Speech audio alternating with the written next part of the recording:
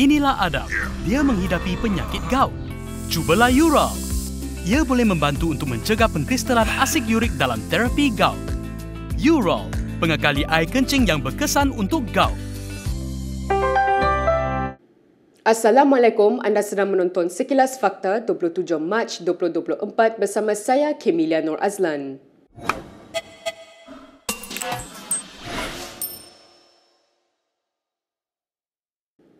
Perdana Menteri Anwar Ibrahim mengucapkan takziah kepada keluarga guru bahasa Inggeris Ann Ooi atau lebih dikenali sebagai Aunty Bersih yang meninggal dunia pada Isnin lepas. Anwar menyifatkan mendiang yang meninggal dunia pada usia 78 tahun akan dikenang sebagai aktivis gigih dan menjadi teladan kepada generasi penerus untuk mendesak perubahan. Dalam satu kenyataan di Facebook, Anwar berkata, mendiang Ann ternyata terus gagah di depan menjadi antara ikon rakyat hingga akhir hayat. Kelibat mendiang Ann sentiasa muncul dalam siri demonstrasi jalanan yang dianjurkan bersih sebelum ini yang diadakan di ibu negara. Mendiang Ann turun ke jalan raya di tengah-tengah Kuala Lumpur bersama dengan puluhan ribu rakyat Malaysia dalam Perhimpunan Bersih 2.0 untuk menggesa pilihan raya yang bebas dan adil. Sebelum ini, Bersih dalam satu kenyataan berkata, mendiang Ann mewakili berjuta rakyat Malaysia biasa yang mengambil berat tentang negara, bersuara dan melakukan sesuatu apabila keadaan tidak betul. Menurut Bersih, imej ikonik mendiang Ann dengan baju kuning dan memegang bunga kekwa basah dengan air kimia di luar Hospital Tung Shin menjadi imej yang menterjemahkan Perhimpunan Bersih. Imej ikonik itu menyebabkan dia mendapat julukan Malaysia Lady of Liberty. Polis mendedahkan kamera litar tertutup di cawangan KK Mart di Bido, Perak merakam individu yang dipercayai dalam kejadian membaling bom petrol di kedai serbaneka itu awal pagi semalam. Ketua Polis Perak Muhammad Yusri Hassan Basri berkata, lelaki itu dilihat di kaki 5 berhampiran kedai tersebut dan turun dari kereta berwarna gelap yang mempunyai pelekat syarikat penghantaran. Dalam satu kenyataan, Muhammad Yusri memberitahu bahawa individu tersebut dilihat membaling botol kaca dipercayai mengandungi minyak tanah dan meninggalkan tempat kejadian sejurus selepas itu. Susulan itu katanya, pihak polis kini sedang giat mengesan suspek dan kes disiasat di bawah Seksyen 427 Kanun Kesesaan. Muhammad Yusri turut menasihatkan orang ramai supaya tidak terlibat dengan apa-apa kegiatan yang menyalahi undang-undang. Sebelum ini, Ahli Parlimen DAP Kelvin Yee berkata ahli politik yang menyemarakkan api perpecahan secara tidak langsung bertanggungjawab terhadap cubaan membakar kedai serbaneka itu.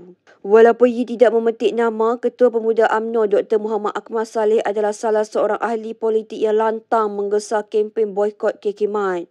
Bagaimanapun, Akmal turut mengecam tindakan membaling bom petrol itu dengan melabelkan perbuatan tersebut sebagai melampau. KK Mart telah menjadi tumpuan kontroversi selepas token yang tertera kalimah Allah ditemui di 3 cawangannya.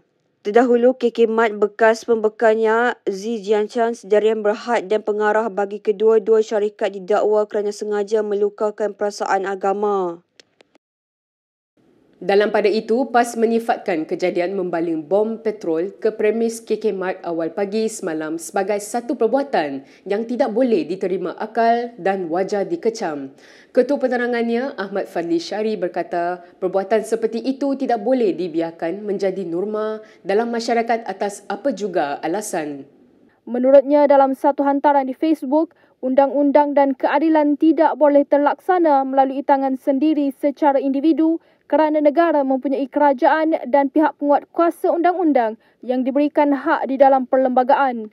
Pada masa yang sama, kata Ahmad Fadli, menuding jari kepada mana-mana pihak juga merupakan satu perbuatan yang tidak bertanggungjawab.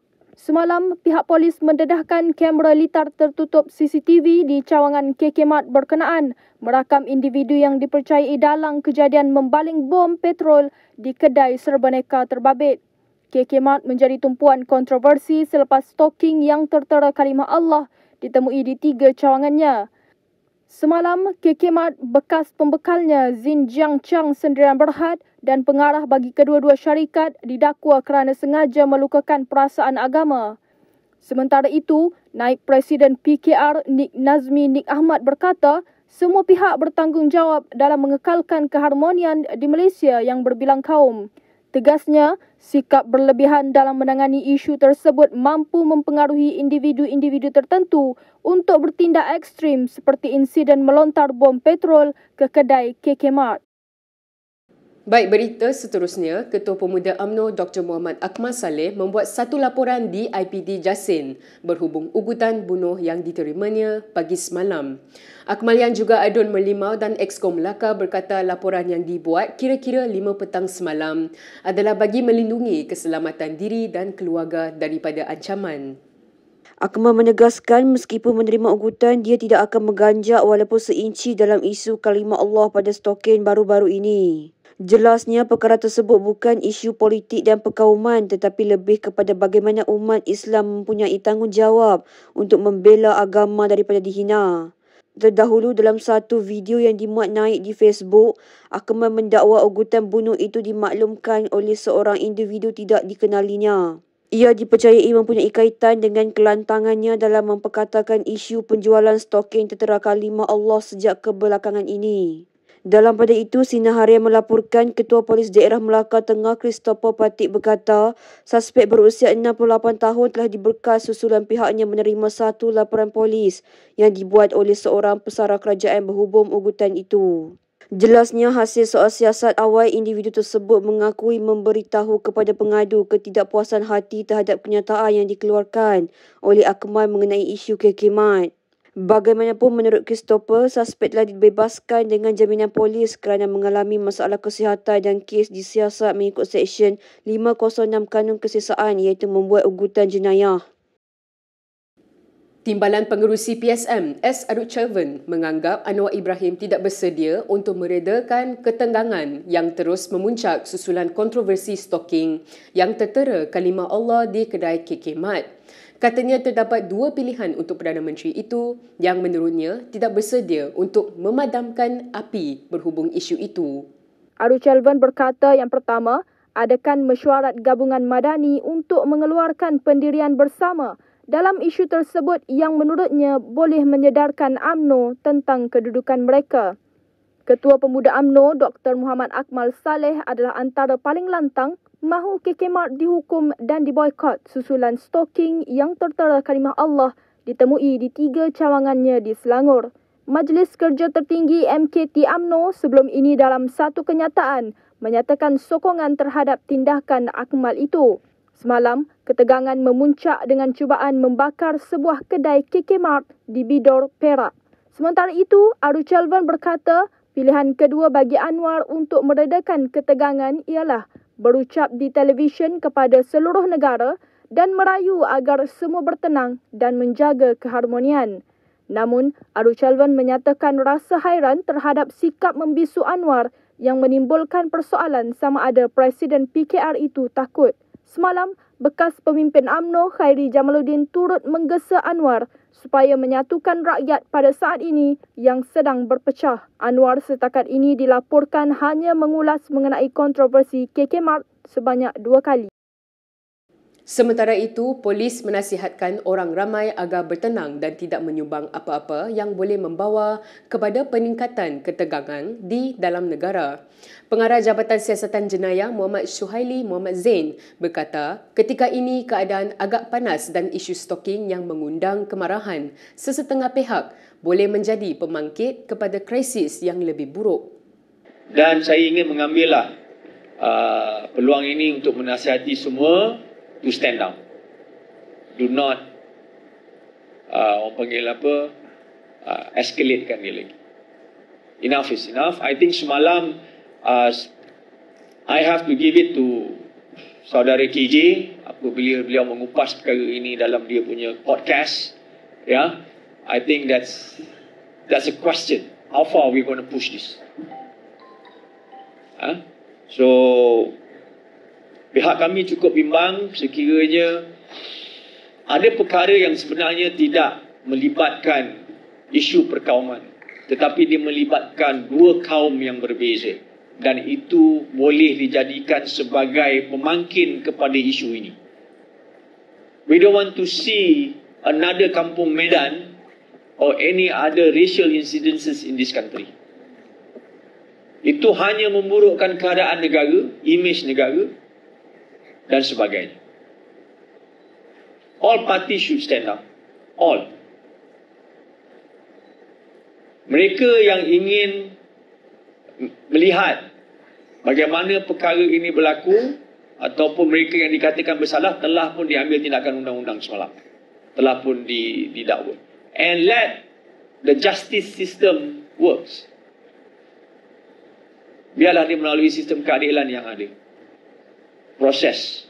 Itu menunjukkan kematangan rakyat kita, kematangan bagaimana kita menangani masalah-masalah sensitif di dalam negara ini. Kalau dulu kita ada preventive laws and that was repealed, kerana akan dikatakan kematangan masyarakat dalam membicarakan benda-benda sensitif sebegini. Hari ini kita diuji akan kematangan kita menangani masalah-masalah sedemikian. Sementara itu, Yang di-Pertuan Agong Sultan Ibrahim menegaskan semua pihak perlu berhenti daripada mengambil kesempatan berhubung kontroversi stoking bertulisan kalimah Allah. Sebaliknya, baginda mahu semua pihak, terutamanya pemimpin masyarakat bertindak matang. Sultan Ibrahim menegaskan baginda telah menitahkan untuk tindakan diambil mengikut lunas undang-undang, maka tidak perlu lagi mana-mana pihak terus mengapi-apikan kemarahan secara berterusan. Titah baginda, tindakan diambil bukanlah untuk menghukum semata-mata, tetapi sebagai pengajaran dan peringatan kepada semua untuk menjaga sensitiviti rakyat Malaysia.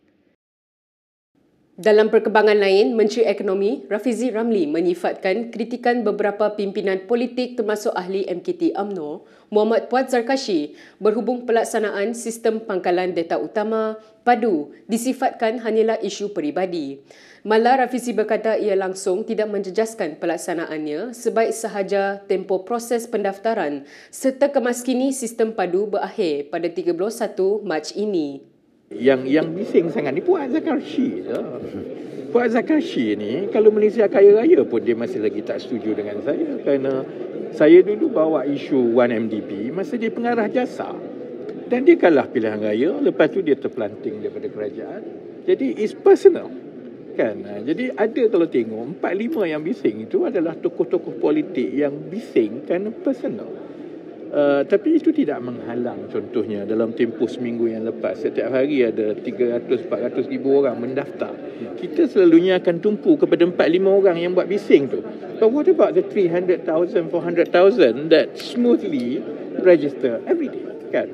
Jadi sebab itu I think we take a very objective perspective, dan perspektifnya ialah yang bising itu hak dia lah. Kalau dia kata dia tak yakin kerana soal keselamatan data, kita dah bentangkan sejak 2 Januari sehingga sekarang, walaupun ada ketika serangan itu sampai 2 juta cubaan seminggu, sampai sekarang masih lagi belum bocor. Kita dah terangkan bahawa data semua itu encrypted. Kalaupun bocor masuk, is encrypted. They need to decrypt the data. Dia tak pernah tanya pula kalau syarikat swasta yang dia duk bagi e-wallet dan semua segala pendaftaran tu, dia tak pernah tanya pula sama ada yang syarikat swasta tu encrypted ke tidak kan. Jadi sebab itu I think sementara ialah saya boleh melayan, but we should not lose focus, kerana PADU adalah komponen yang sangat penting kepada beberapa pembaharuan besar kerajaan. Pembaharuan pertama ialah dari segi subsidi bersasar. Tapi ada banyak lagi pembaharuan-pembaharuan lain, terutamanya yang melibatkan GovTech. Kerana kita sendiri juga sebagai rakyat, kita juga yang banyak cekadak kadang-kadang komplain. Oh, kenapa nak pergi website lain-lain, kenapa nak kena isi berlainan macam-macam, buat berkali-kali, tak boleh ke pergi mana-mana, tunjuk IC je semua ada. Semua itu memerlukan satu centralized database. Kenapa dia jadi begini sampai ke hari ini? Kerana pentadbiran-pentadbiran yang lepas, termasuklah yang buat Zarkashi semua ni, they never attempted to do something like this. And I think we have to give credit that this is done 100% by the civil service. Rafizi berkata demikian ketika mengulas kritikan pimpinan parti politik berhubung sistem PADU. Terdahulu, Puat dilaporkan berkata PADU disifatkannya gagal kerana sistem kerja, komunikasi dan imej Rafizi yang tidak diyakini rakyat. Jelas Puat, Kerajaan Sarawak yang secara terbuka menyatakan kebimbangan terhadap sistem itu sekaligus meminta pendaftarannya ditangguhkan. Berikut beberapa lagi ringkasan berita untuk hari ini.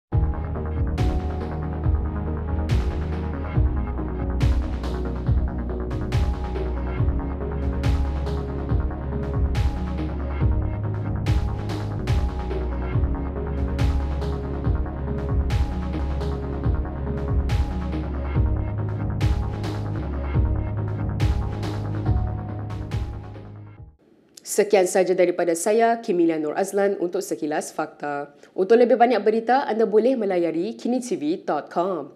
Anda juga boleh mengikuti kami di Instagram, Twitter, YouTube dan Facebook. Salam hormat dan jumpa lagi.